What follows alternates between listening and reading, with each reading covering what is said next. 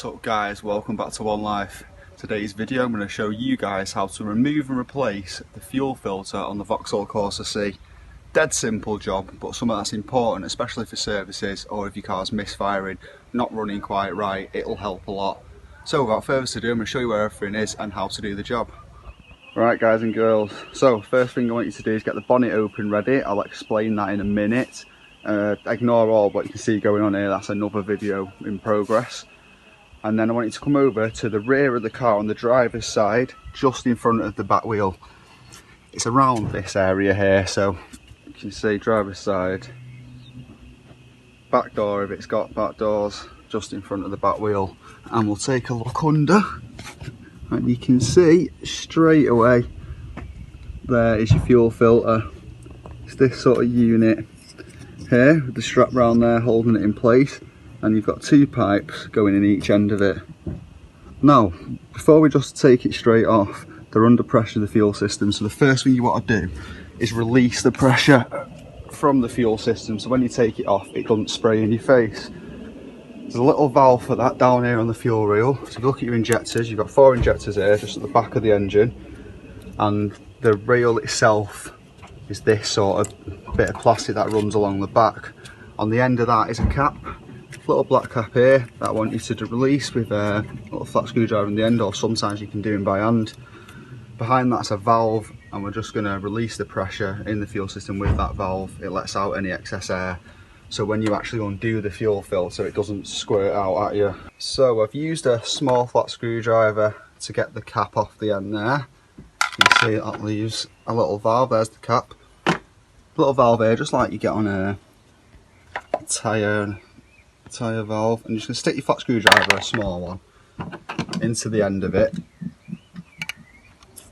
and see you get a bit of a squirt, and there you go, that's all the pressure released. So now there's no air in the system, there's no pressure in the system, so when you take off the pipes on the actual fuel filter itself, it won't squirt out everywhere and get you in the eye, and believe me, it hurts.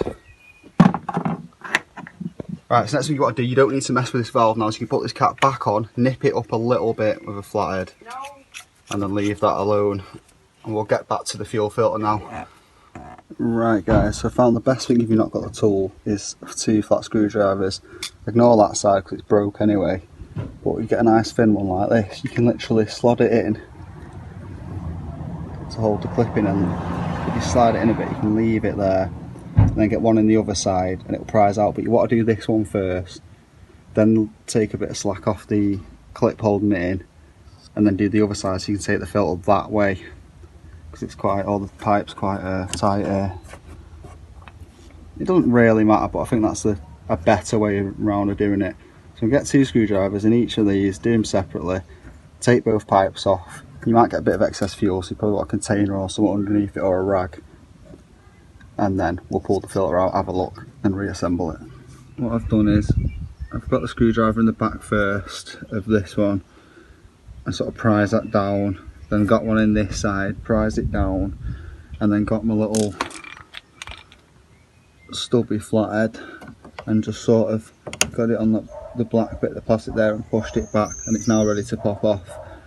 I found it easy, I'll show you on this side too, to push the pipe in a bit. This one's a lot stiffer you see, but the other one pushed in a bit first, which gives me more leeway to push the blue tabs down. Right, so on this side I'll show you now, disconnecting it fully.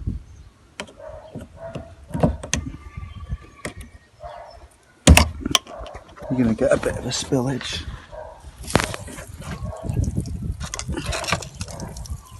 Like so.